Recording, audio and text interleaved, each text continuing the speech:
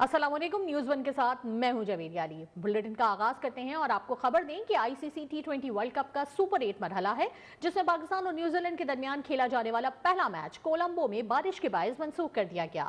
پاکستان اور New Zealand کو ایک ایک پوائنٹ دے دیا گیا ہے۔ اس سے پہلے پاکستان نے ٹاس جیت کر پہلے بیٹنگ کا فیصلہ کیا تھا، مگر میچ شروع ہونے سے پہلے ہی بارش شروع ہو گئی۔ پاکستان اپنا اگلا میچ 24 فروری کو انگلینڈ کے خلاف پالی کیلے میں کھیلے گا اور یوں آج کا میچ منسوخ ہو گیا، جس کے نتیجے میں پاکستان اور نیوزی لینڈ کو ایک ایک پوائنٹ دے دیا گیا۔ پاکستان نے ٹاس جیت کر پہلے بیٹنگ کا فیصلہ کیا تھا، مگر میچ شروع ہونے سے پہلے ہی بارش شروع ہو گئی۔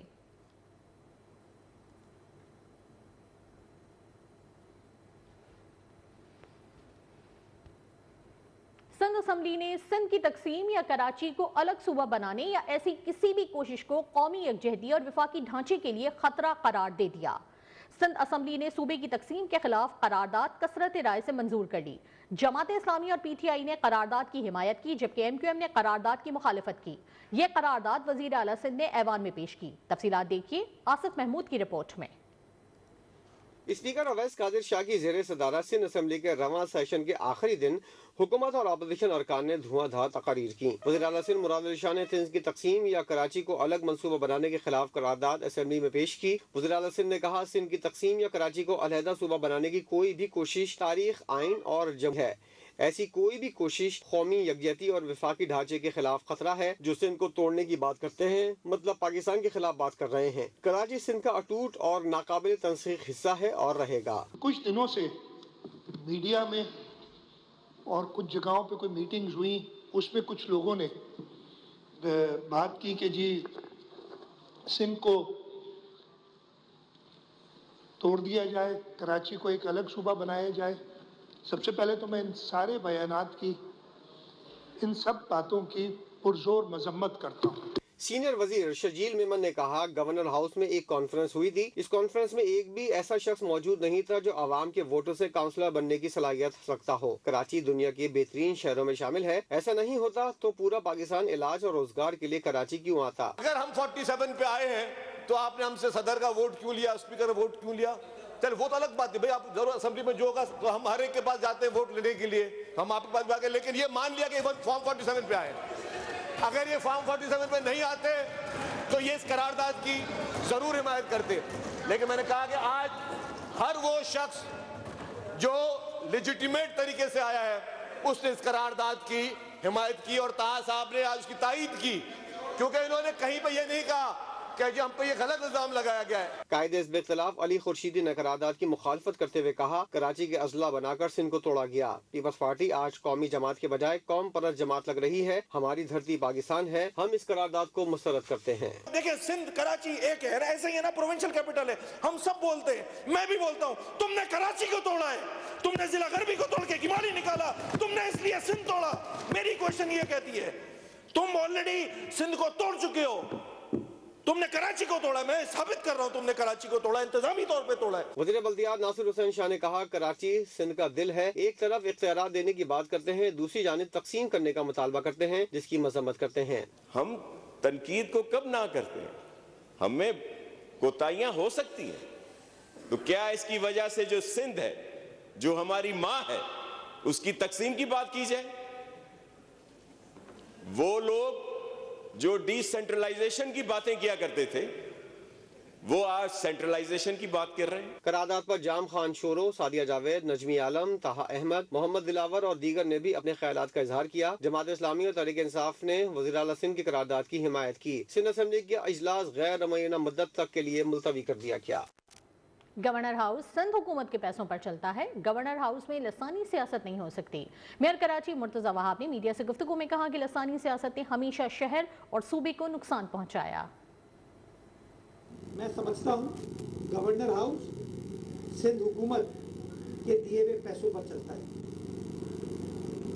گورنر ہاؤس میں سندھ کا گورنر بیٹھتا ہے، تو یہ جو دورہ معیار ہے، یہ دورہ معیار نہیں ہونا چاہیے۔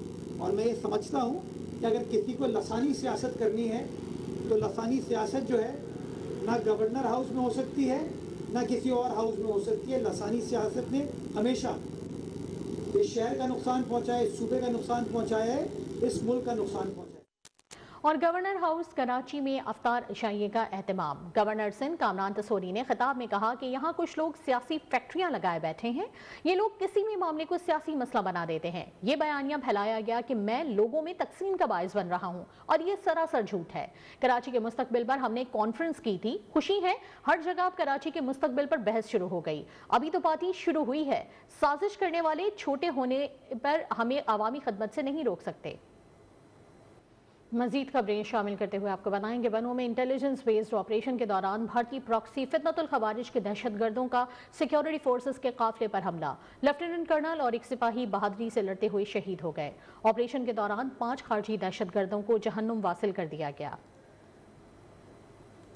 ایس پی آر کے مطابق سیکیورٹی فورسز کو خود کش حملہ آور سمیت خارجی دہشت گردوں کی موجودگی کی اطلاع ملی تھی۔ سیکیورٹی فورسز نے گاڑی پر سوار خود کش حملہ آور کو بر وقت روکا۔ خارجی دہشت گردوں نے بارود سے بھری گاڑی سیکیورٹی فورسز کے قافلے کی گاڑیوں سے ٹکرا دی۔ خود کش دھماکے کے نتیجے میں منسیرہ کے لیفٹیننٹ کرنل شہزادہ گلفراز اور پشاور کے سپاہی کرامت شاہ شہید ہو گئے۔ آئی ایس پی آر کے مطابق آپریشن کے دوران خارجی دہشت گردوں اور سیکیورٹی فورسز کے درمیان شدید فائرنگ کا تبادلہ ہوا، جس میں 5 خارجی دہشت گرد جہنم واصل ہوئے۔ آئی ایس پی آر کا کہنا ہے کہ ماہ مقدس میں بھی خوارج کی افغانستان سے پاکستان میں دہشت گردانہ سرگرمیاں جاری ہیں۔ دہشت گردوں کے ماہ رمضان کے تقدس کے پامال سے واضح ہے کہ ان کا اسلام سے کوئی تعلق نہیں۔ طالبان حکومت افغان سرزمین کو پاکستان کے خلاف دہشت گردی کے لیے استعمال کرنے سے روکنے میں ناکام ہے۔ آئی ایس پی آر کے مطابق پاکستان خوارج کے خلاف بلا امتیاز کارروائیاں جاری رکھے گا۔ سیکیورٹی فورسز کی عزم استحکام کے تحت انسداد دہشت گردی مہم پوری قوت سے جاری رہے گی۔ بہادر سپاہیوں کی ایسی قربانیاں ہمارے غیر متزلزل عزم کو مزید مضبوط کرتی ہیں۔ سردار امید، نیوز 1، اسلام آباد۔ صدر مملکت آصف علی زرداری اور وزیر اعظم شہباز شریف نے بنوں میں سیکیورٹی فورسز کے قافلے پر بزدلانہ دہشت گرد حملے کی شدید مذمت کی ہے۔ صدر مملکت اور وزیر اعظم نے لیفٹیننٹ کرنل شہزادہ گلفراز اور سپاہی کرامت شاہ کی شہادت پر گہرے رنج و غم کا اظہار کیا ہے۔ صدر مملکت نے واضح کیا کہ فتنۃ الخوارج کے خلاف آپریشنز بلا امتیاز اور بھرپور قوت سے جاری رہیں گے، قوم کے تحفظ پر کوئی سمجھوتا نہیں ہوگا۔ وزیر اعظم نے کہا کہ فتنۃ الخوارج کی جانب سے رمضان کے بابرکت مہینے میں دہشت گردی کی کوشش اس بات کا ثبوت ہے کہ دہشت گرد کا کوئی مذہب نہیں ہوتا۔ شہباز شریف نے کہا کہ سیکیورٹی فورسز نے بروقت کارروائی کرتے ہوئے شہر کو بڑے نقصان سے بچایا۔ عزم استحکام کے ویژن کے تحت سیکیورٹی فورسز دہشت گردی کے خلاف بڑی کامیابیاں حاصل کر رہی ہیں۔ سپریم کورٹ کی جانب سے ٹیرف اقدامات کالعدم قرار دیے جانے کے فیصلے کے بعد امریکی صدر ٹرمپ کا نیا اقدام۔ صدر ٹرمپ نے تمام ممالک پر فوری طور پر 10% گلوبل ٹیرف عائد کر دیا۔ صدر نے اس حوالے سے ایگزیکٹو آرڈر پر دستخط بھی کر دیے۔ وائٹ ہاؤس کے مطابق 5 ماہ کے لیے امریکہ درآمد ہونے والی اشیاء پر 10% ڈیوٹی عائد ہوگی۔ بعض اشیاء اس عارضی ڈیوٹی سے مستثنی ہوں گی۔ مستثنی اشیاء میں معدنیات، کھاد، دھاتیں اور توانائی کے آلات شامل ہیں۔ زرعی مصنوعات، ادویات اور ادویات کا خام مال بھی درآمدی ڈیوٹی سے مستثنی ہوگا۔ نئی ڈیوٹی کا اطلاق امریکہ میکسیکو کینیڈا معاہدے پر نہیں ہوگا۔ ٹرمپ نے عدالتی فیصلے پر رد عمل میں کہا تھا کہ عدالت کے چند مخصوص ممبران پر شرمندگی محسوس ہو رہی ہے۔ فیصلے سے دنیا خوش ہوگی مگر اس کی خوشی زیادہ دیر نہیں رہے گی۔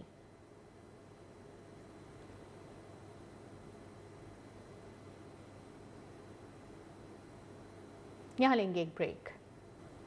پی ٹی آئی کے اہم اتحادی اور سنی اتحاد کونسل کے رہنما صاحبزادہ حامد رضا کو جیل میں 111 دن ہو چکے۔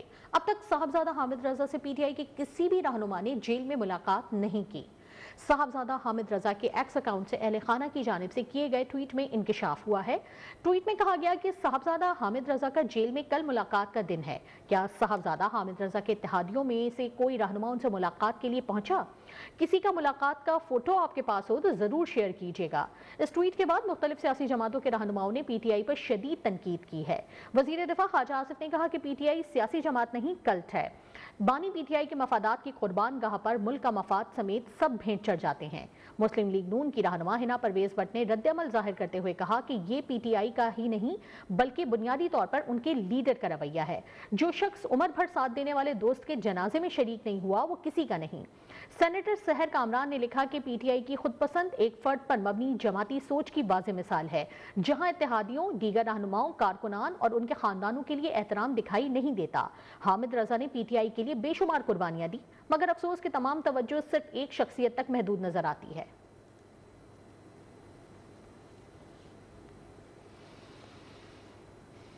वफाकी वजीर दाखिला मोहसिन नकवी से मुस्लिम लीग, कायदे आज़म, MQM और बलूचिस्तान अवामी पार्टी के वफाकी वज़रा की मुलाकात। मुल्क की मजमूई सूरत हाल और दाखिली सलामती के उमूर पर तफसीली तबादला ख्याल हुआ। वजीर दाखिला मोहसिन नकवी ने तीनों जमातों के रहनुमाओं को KP और बलूचिस्तान की सूरत हाल से आगाह किया। सालिक हुसैन, खालिद मकबूल सिद्दीकी और खालिद मगसी ने क़याम अमन के लिए field marshal general Asim Munir की मुखलिसाना काविशों को सराहा। लाहौर में पंजाबी ज़बान के फ़रोग़ और तहफ़्फ़ुज़ के लिए पंजाबी ज़बान तहरीक ने आगाही वॉक का इनेकाद किया। आगाही वॉक में मुख्तलिफ तालीमी इदारों के असातिज़ा, तलबा, समाजी शख्सियात और पंजाबी सकाफ़त से वाबस्ता अफराद ने शिरकत की। लाहौर से हमीद गुराया की रिपोर्ट देखिए। वॉक के शिरका ने बैनर्स और प्ले कार्ड्स उठा रखे थे जिन पर पंजाबी जबान के तहफ़्फ़ुज़, तरवीज और सरकारी सतह पर सरपरस्ती के मुतालबात दर्ज थे। मुकर्रीन ने खिताब करते हुए कहा कि अगरचे उर्दू को भी जुबान है, लेकिन पंजाबी, सिंधी, बलोची और दीगर इलाकाई ज़बानें भी पाकिस्तान के सकाफती विरसे का अहम हिस्सा हैं। इसलिए उन सब के फ़रोग़ और तहफ़्फ़ुज़ के लिए जामिया पॉलिसी नागज़ीर है।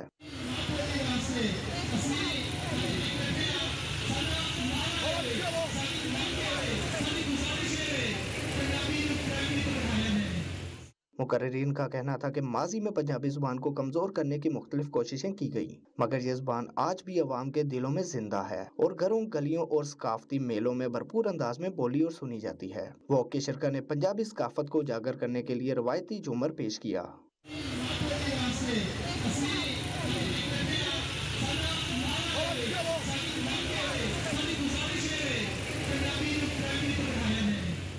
वॉक के इख्तिताम पर मुंतज़िमीन ने अज़म जाहिर किया कि पंजाबी जुबान के हक में आगाही मुहिम का दायरा मजीद वसी किया जाएगा। हमीद गुराया, न्यूज़ 1 लाहौर। ईरानी वज़ीर ख़ारजा अब्बास अराग़ची का कहना है कि जौहरी मामले का वाहिद हल सफारती मुज़ाकरात और सफारती हल तक पहुँचना है, लेकिन अगर किसी मुआहदे तक ना पहुँच सके तो ईरान अपने दिफा में ज़रूरी इक़दाम करने के लिए तैयार है।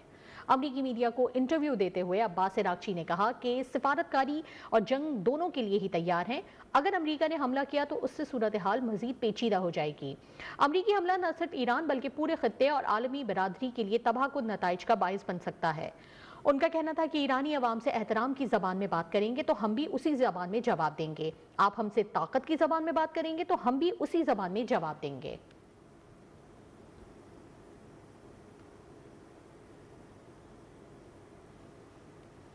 रिपब्लिकन अमरीकी सेनेटर लिंडसे ग्राहम ने गजा में इसराइल की जानिब से फलस्तीनी बच्चों के कत्ले आम की हिमायत कर दी। एक इंटरव्यू के दौरान सेनेटर लिंडसे ग्राहम ने कहा कि हमने दूसरी आलमी जंग में जर्मनों के टुकड़े कर दिए थे। 7 अक्टूबर को 1200 अफराद को ज़िबह किया गया। ये सब रेडिकल इस्लाम पसंदों ने किया, जिनके बस में होता है वो हर एक यहूदी को कत्ल कर देते। जिसके बाद इसराइल ने गजा को मलबे का ढेर बना दिया। इसलिए मेरे ख्याल में अगर इसराइल की जगह मैं होता तो मैं भी वही करता जो इसराइल ने किया। फौजी कामयाबी के बगैर इंतहा पसंदी को तोड़ने का कोई और तरीका नहीं है। ज्यादातर रिपब्लिकन्स वैसा ही सोचते हैं जैसा मैं सोचता हूं। जब मामला रेडिकल इस्लाम का आ जाए तो रिपब्लिकन्स हमेशा इसराइल के साथ होंगे।